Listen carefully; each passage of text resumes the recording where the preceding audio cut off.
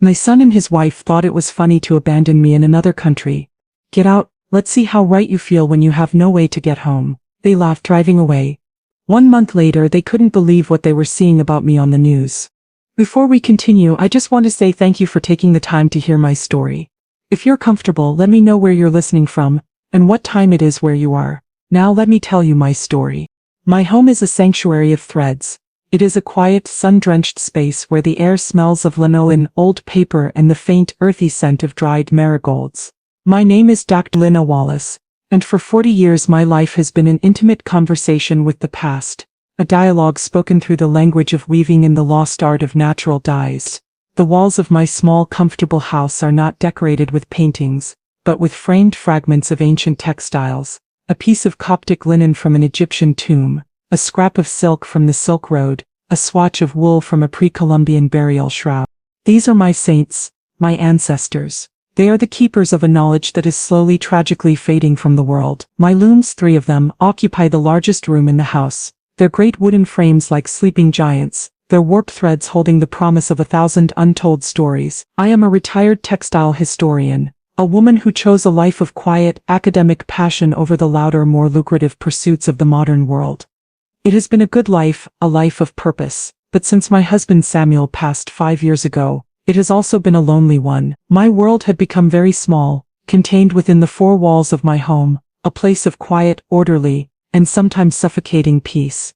My only bridge to the wider world was my son Kevin. He was my heart, the brilliant, ambitious marketing executive I had raised to be a citizen of a world I did not understand. A world of brands, of influencers, of a loud performative success that was the very antithesis of my own quiet life.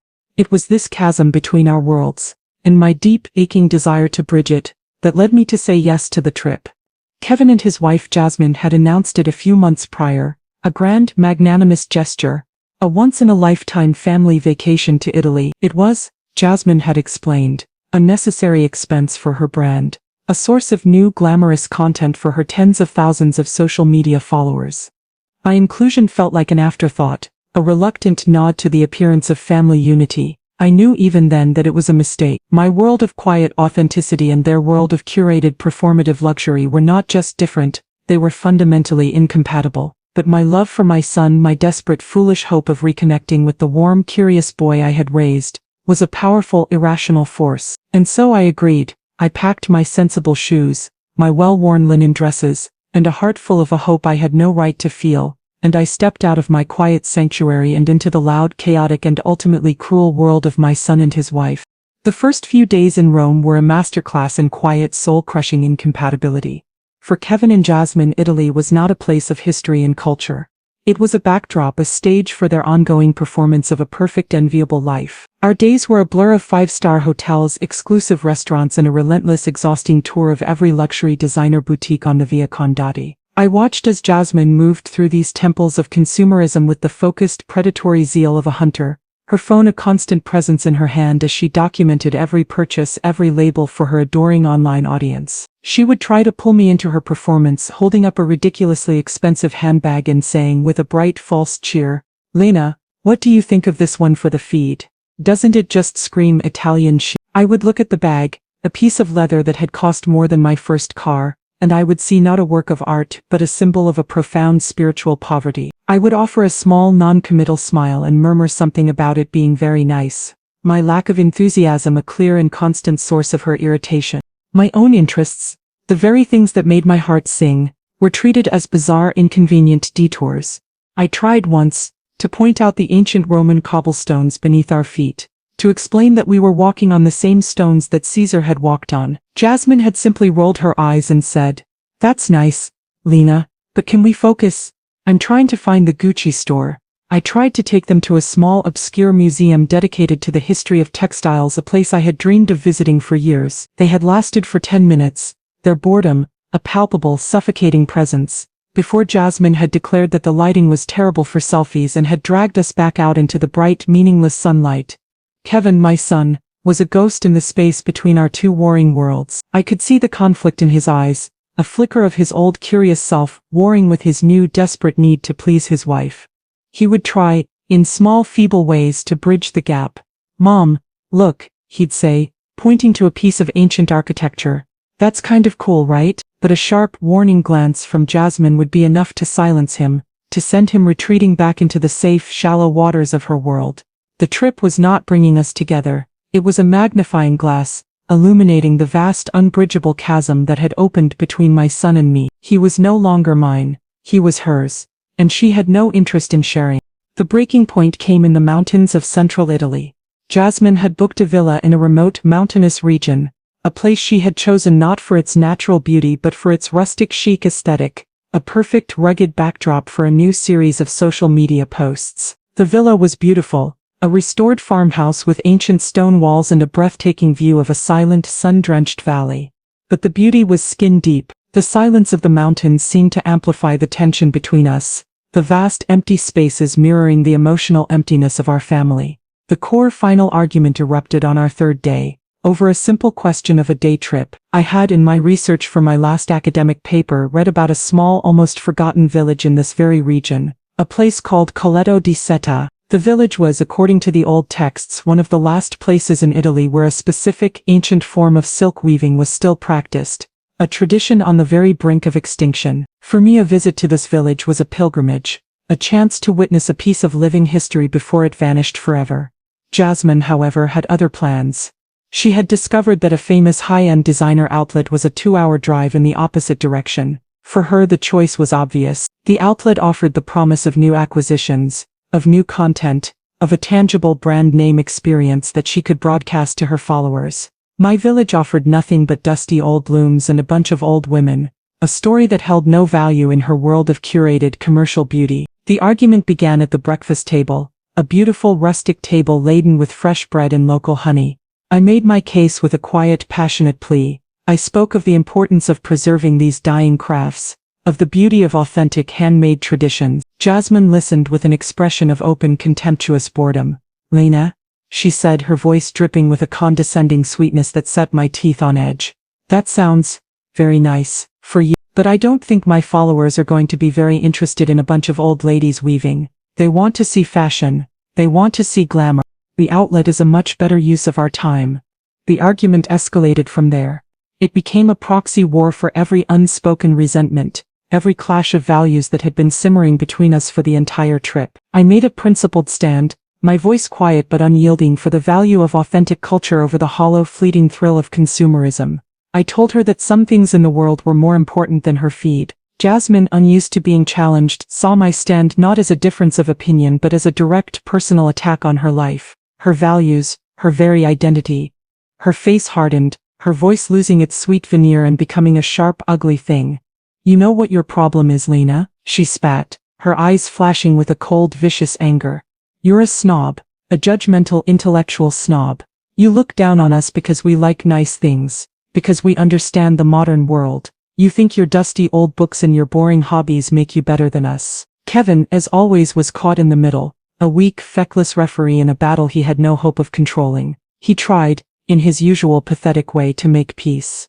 "Okay guys, let's just calm down," he said, his voice a nervous, pleading whine. "Maybe we can split the day. We can go to the village for a little while, and then..." But it was too late. The battle lines had been drawn, and in the end, my son, as I knew he would, chose his wife.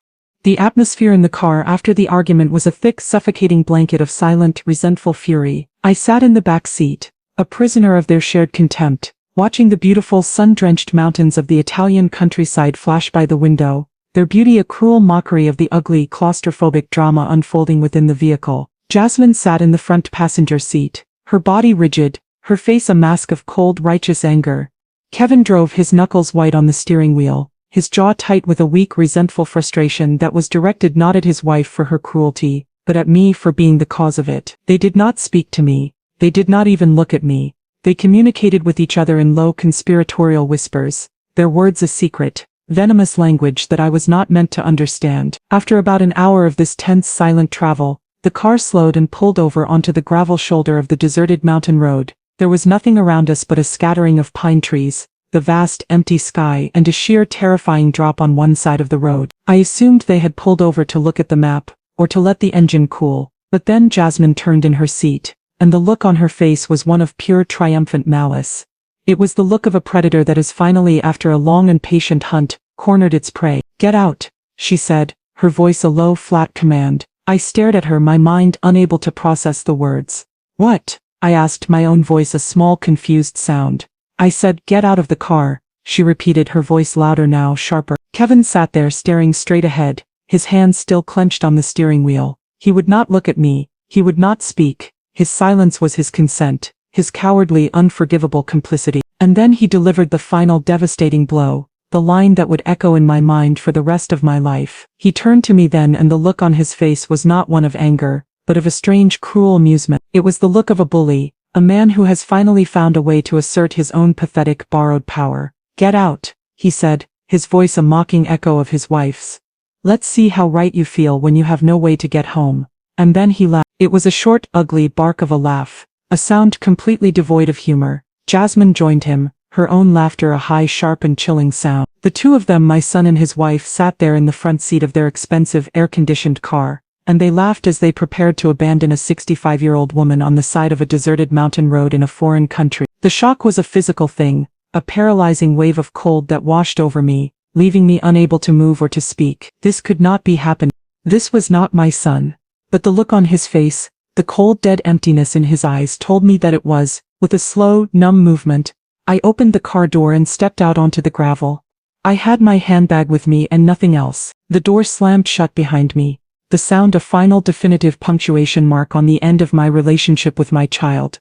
The car's engine roared to life and it pulled away, kicking up a cloud of dust and gravel. I stood there alone and in shock, and I watched as the car disappeared around a bend in the road, the sound of their laughter still echoing in the vast, silent emptiness of the mountains. I stood on the side of that deserted mountain road for a long time, the dust from their departing car settling around me in the still, warm air. The world was utterly silent, the only sound the gentle, indifferent sigh of the wind through the pine trees. My initial paralyzing shock began to recede, replaced by a wave of grief so profound, so absolute that it almost buckled my knees. My son, my own child, the boy for whom I had sacrificed everything, had just abandoned me. He had looked me in the eye and laughed as he had driven away, leaving me to an unknown and potentially dangerous fate. The cruelty of it was a physical pain, a sharp, ragged wound in the very center of my soul. I sank to my knees on the gravel shoulder, the small, sharp stones digging into my legs, and for a moment I allowed myself to be consumed by the sheer, overwhelming force of my own despair. I was 65 years old. I was alone in a foreign country where I barely spoke the language. I had no phone, no water, no map. I had only the contents of my handbag, a wallet with a few €100, my passport, a well-worn copy of a book on Renaissance textiles, and a tube of lipstick. But then, as the first hot tears began to well up in my eyes, something else began to rise in me as well. It was a quiet, stubborn, and deeply familiar feeling. It was the same feeling that had gotten me out of bed before dawn for 20 years to work 3 thankless jobs. It was the same feeling that had driven me to earn my doctorate at the age of 40, sitting in classrooms filled with students half my age. It was resilience. It was the unshakable, deeply ingrained knowledge that I was a survivor. I had survived the loss of my husband. I had survived a life of grinding, relentless hard work. I would not be broken by the pathetic, childish cruelty of my own son and his monstrous wife. I stood up, my knees aching, and I brushed the dust from my dress. The tears receded, replaced by a cold, clear and methodical sense of purpose. Fear was a luxury I could not afford. Panic was a waste of precious energy. I had to think. I had to make a plan. I looked at the sun, its position in the sky giving me a rough sense of the time of day and the cardinal directions. I looked at the road, a ribbon of cracked, ancient asphalt, and I knew it had to lead somewhere. And then I remembered the argument. The village.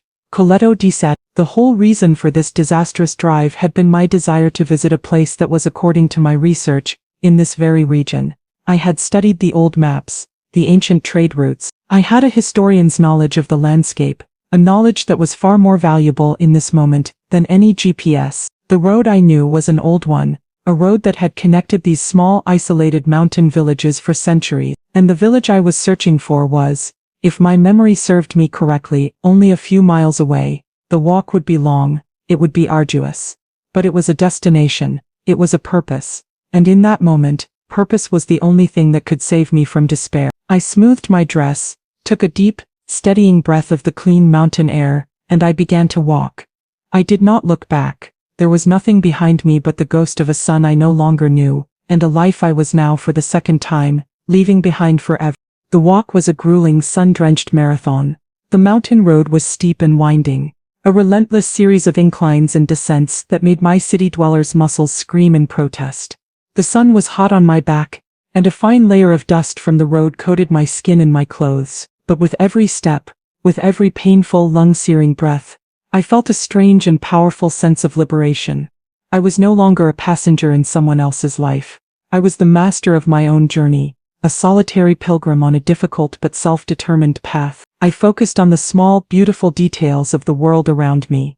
The way the sunlight filtered through the leaves of the olive trees, the scent of wild rosemary and thyme that grew in the cracks of the rocks, the distant musical sound of a goat's bell from some unseen pasture. My historian's mind was at work too. I saw not just a road but a history. I saw the ancient hand-laid stones that formed its foundation, the work of Roman engineers 2,000 years ago. I saw the worn, grooved tracks of centuries of wagon wheels, the ghosts of 1,000 forgotten journeys. I was not just walking on a road, I was walking through time, after what felt like an eternity. After my legs had turned to lead and my thirst had become a raw, aching thing in my throat, I rounded a sharp bend in the road, and I saw it. The village of Coleto di Setta. It was not a grand, picturesque tourist town. It was a small, ancient, and deeply tired-looking cluster of stone houses, clinging to the side of the mountain as if it were afraid of falling off. The stones were weathered and gray, the tiled roofs a patchwork of faded terracotta, the narrow, winding streets empty and silent.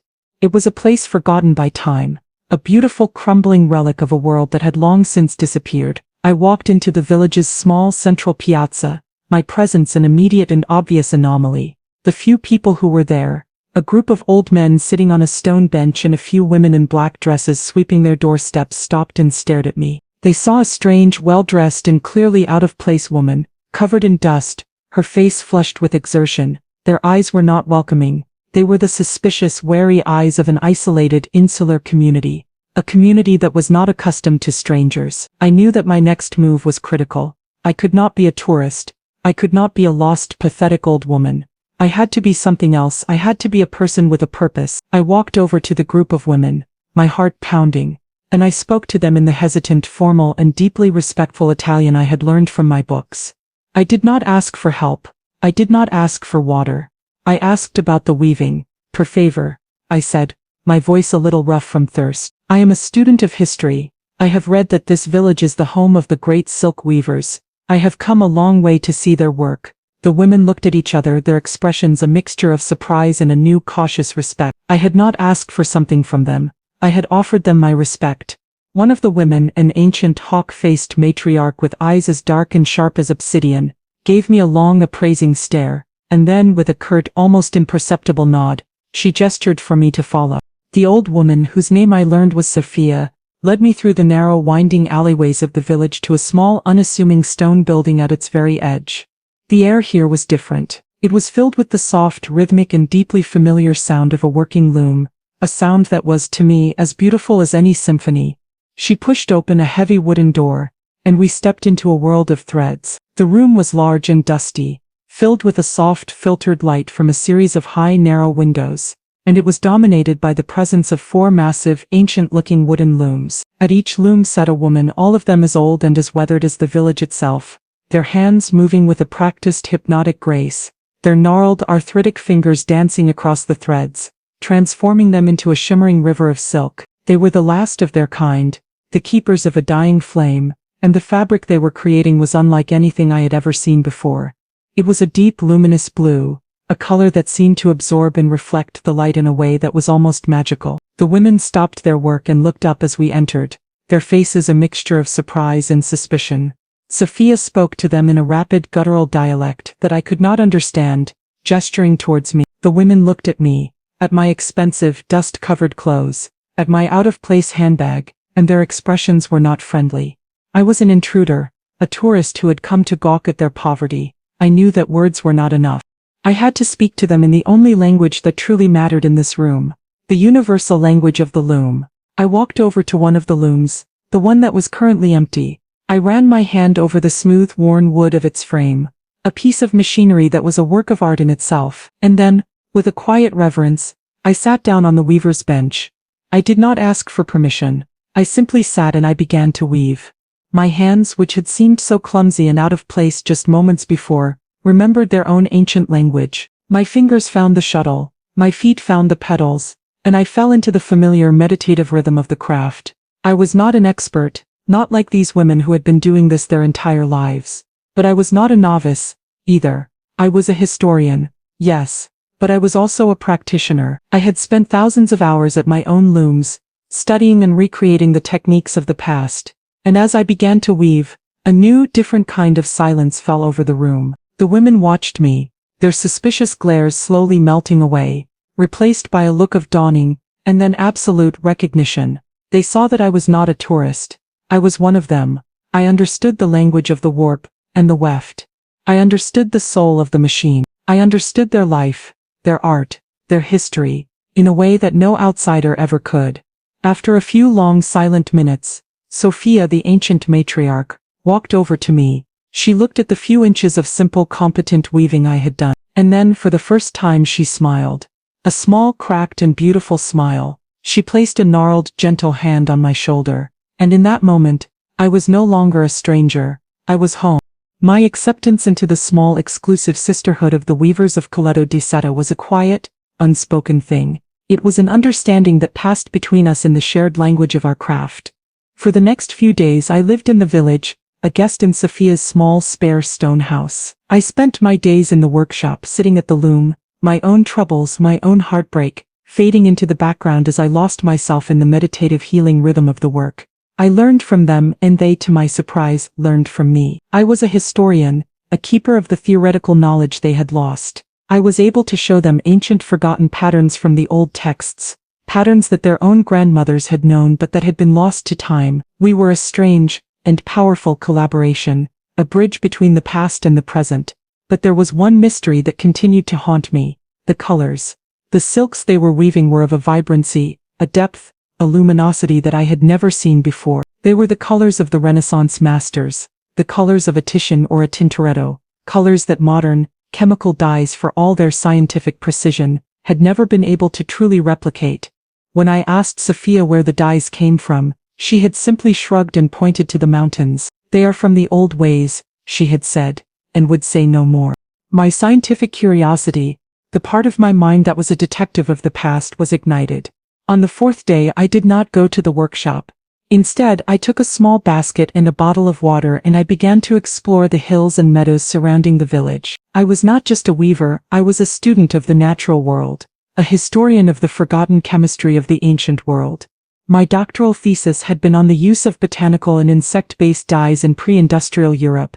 I knew what to look for. I spent the entire day under the hot Italian sun, my eyes scanning the landscape, not for its beauty but for its secrets. I found the common things first: the wild madder root for its deep earthy reds, the weld and the chamomile for their brilliant sun-drenched yellows. But these were not the source of the magical colors I had seen in the workshop. I climbed higher into the more remote, untouched parts of the mountains, following the faint, goat-trodden paths, and then in a small shaded ravine, growing on the bark of an ancient oak tree, I found it. It was a small, unprepossessing, gray-green lichen, a species I had only ever read about in the most obscure 16th century texts. It was orchil, the legendary source of the most vibrant and sought-after purples of the Renaissance, a color so rare and so expensive that it had been reserved for kings and cardinals. I knelt and touched it with a sense of reverence that was almost religious. It was thought to be extinct in this region. Spurred on by this incredible discovery, I searched with a new feverish intensity, and I found more. I found the Kermes insects, feeding on the leaves of a specific type of oak, the source of the brilliant, fiery crimsons that had been the envy of the known world. And finally, in a high wind-swept meadow, I found the true prize, the holy grail of the ancient dyer's art. It was a small, humble flowering plant, with delicate, pale blue flowers.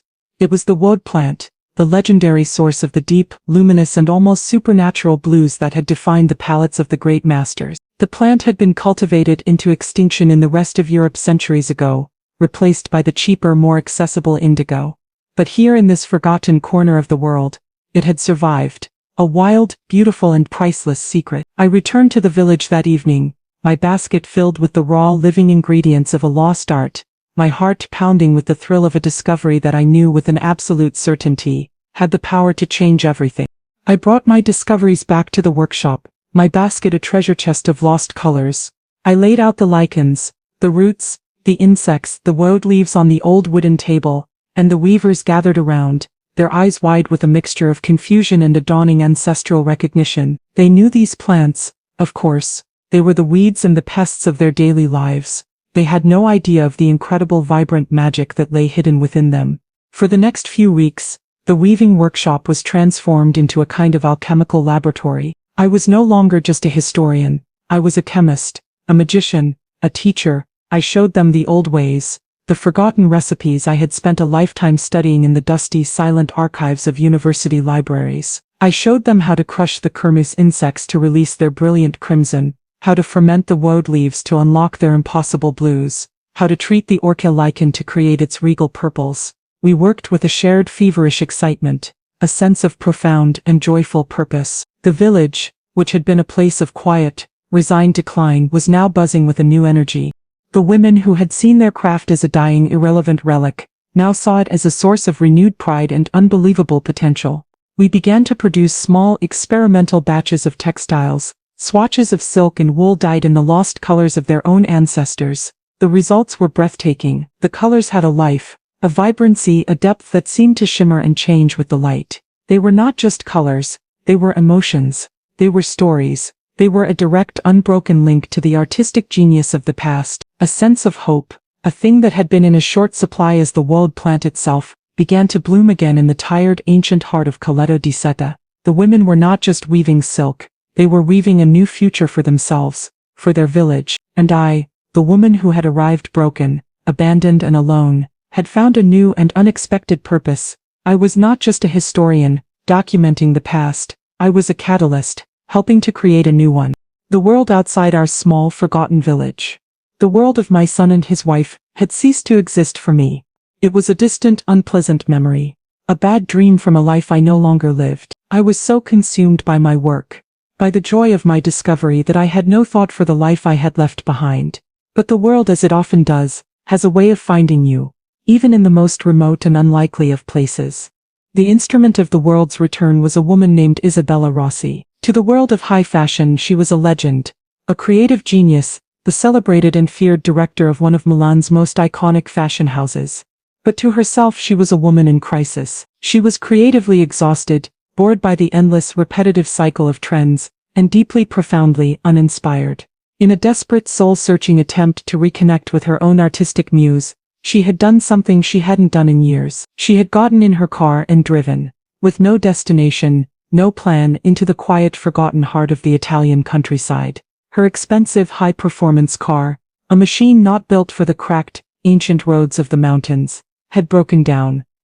It had sputtered to a stop less than a mile from our village. While she was waiting for a tow truck from a distant, larger town, she had done what she always did when she was at a loss. She had taken out her sketchbook and begun to walk. It was a stroke of pure, unadulterated fate, a cosmic accident of the most beautiful and improbable kind. She had wandered into the piazza of our small, crumbling village, at the exact moment that one of our weavers, a woman named Elena, was hanging a newly dyed skein of silk yarn out to dry on a clothesline. The yarn was a brilliant, shimmering and absolutely impossible shade of blue. The blue of a twilight sky, the blue of a deep, calm ocean, the blue of a forgotten dream. It was the blue of the woad plant. Isabella Rossi, a woman who had spent her entire life in the pursuit of beauty, a woman who thought she had seen every color the world had to offer, stopped dead in her tracks. She had only ever seen that color before in the drapery of a Madonna in a Renaissance painting. To see it here in the real world, shimmering in the afternoon sun, was a kind of religious experience.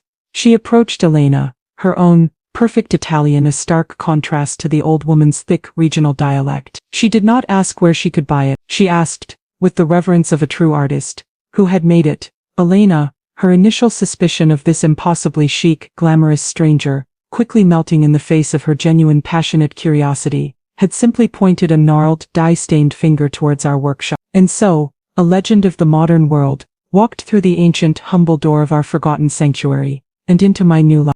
Isabella Rossi entered our workshop like a queen entering a cathedral. She did not speak, she simply stood in the doorway, her eyes, the sharp appraising eyes of a design genius, slowly taking in the scene before her. She saw the ancient, beautiful looms. She saw the old women, their hands moving with an ageless, hypnotic grace.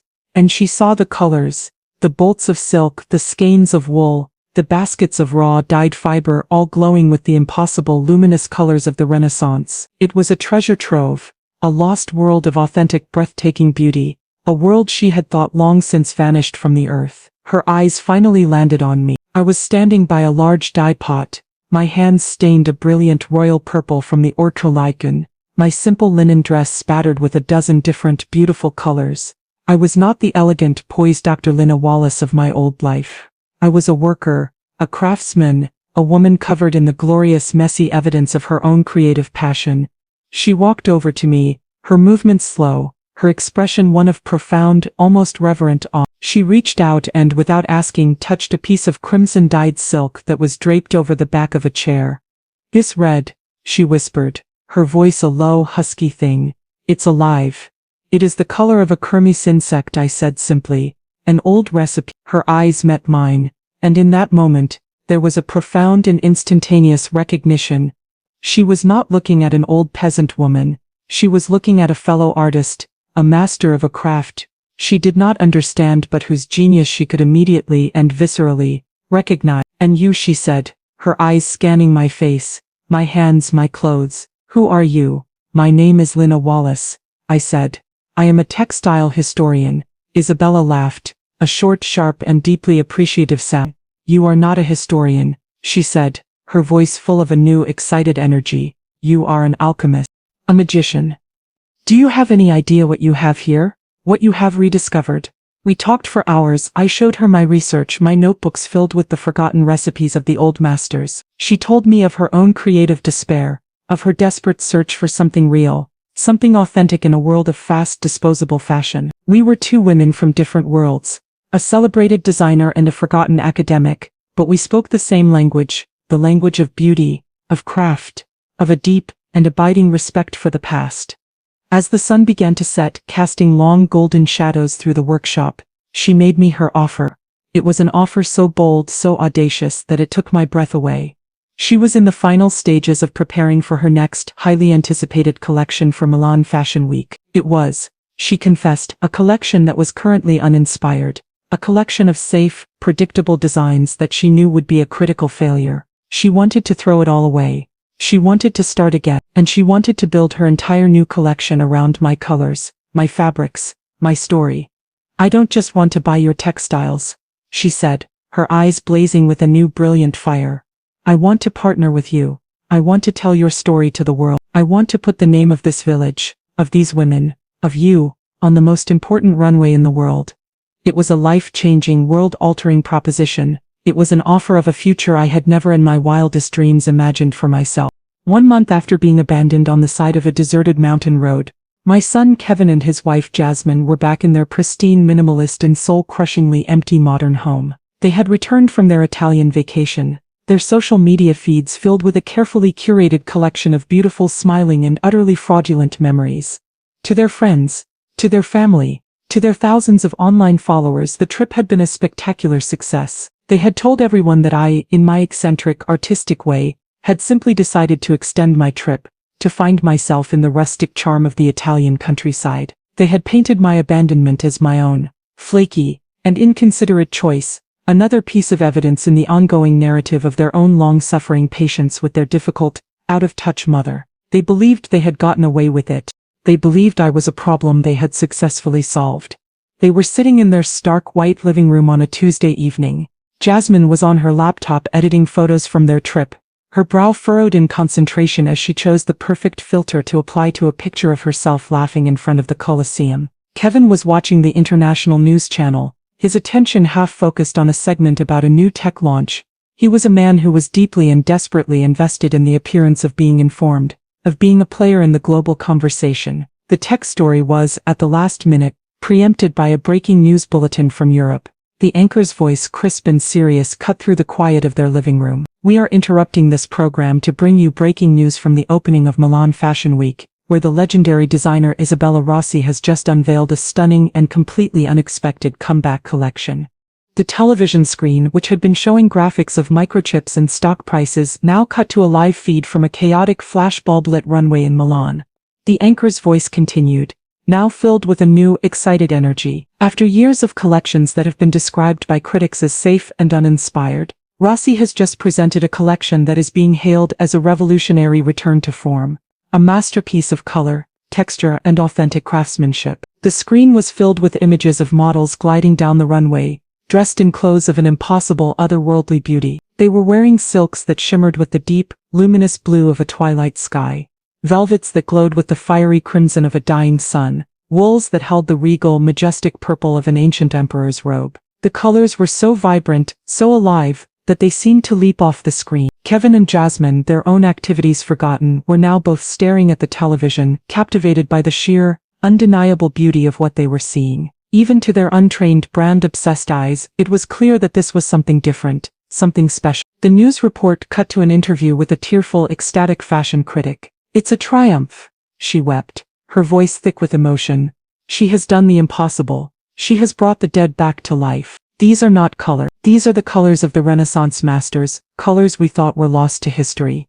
It's a miracle." The report then cut to the finale of the show. The models took their final walk, and then, the designer herself, the legendary Isabella Rossi, stepped out onto the runway to a thunderous standing ovation. She was not alone. She was holding the hand of another woman, an elegant, poised, and powerful-looking elder black woman, dressed in a simple but stunning gown of the same impossible, luminous blue as the collection. The woman's face was calm, serene, and filled with a quiet, unshakable dignity. The news anchor's voice returned, now filled with a sense of awe and discovery. And in a stunning final reveal, Rossi has introduced the world to her new and previously unknown partner, the woman she is calling the alchemist of color, the brilliant textile artist and historian, Dr. Lena Wallace. Kevin and Jasmine stared at the television screen in absolute, horrified and complete silence. Their mouths were open, their faces a mask of pure, uncomprehending shock. It was me. The silence in that pristine white living room was a profound, suffocating thing, broken only by the sound of the television anchor continuing her breathless, excited report. Kevin and Jasmine simply stared at the screen, their minds completely unable to process the impossible, world-altering image before them. The woman on the television, the woman being celebrated as a genius, the woman standing at the epicenter of the fashion world, was the same woman they had abandoned on the side of a mountain, the same woman they had dismissed as a boring, irrelevant, and judgmental old relic. It was a cognitive dissonance so profound, so complete, that it had short-circuited their entire understanding of the world. Their phones, which had been silent on the coffee table between them, began to buzz. First one, then the other, and then they began to explode. A frantic, relentless chorus of calls and text messages from everyone they knew, their friends, their colleagues, their family. Everyone was watching the same international news broadcast. Everyone was seeing the same impossible, unbelievable story. The messages were a torrent of confused, excited, and deeply accusatory questions. "Is that your mother? OMG, Jasmine, you never told us your mother-in-law was a famous artist. Kevin, you have to explain this. Why did you tell us your mom was a retired librarian?" They had been caught in a lie of their own making, a lie that had just been publicly and spectacularly exposed on a global stage. The final devastating blow came from Jasmine's own world. Her social media, the carefully curated stage of her entire life, was in flames. Her followers, the adoring audience she had so carefully cultivated, were turning on her. The comments on her perfect smiling photos from her Italian vacation were now a flood of angry, mocking, and deeply sarcastic questions. "Wait, you were in Italy with a living legend and all you took pictures of was your handbag. Why didn't you post any pictures with your brilliant, amazing mother-in-law? Are you ashamed of her? This is the woman you thought was boring? This is the woman you abandoned to go to a designer outlet? You are a fool." Her entire brand, her identity as a purveyor of taste and luxury, had been obliterated in an instant. She had been publicly revealed as a shallow, ignorant, and profoundly tasteless fraud. As they sat there, paralyzed by the sheer, catastrophic scale of their own self-inflicted ruin, the news report cut to a final, exclusive interview with me and Isabella, backstage in the chaotic, joyful aftermath of the show. The interviewer asked me, "Dr. Wallace, This is the most incredible story. How did this all happen? How did you and Isabella find each other? And I looked directly into the camera, a calm, serene smile on my face.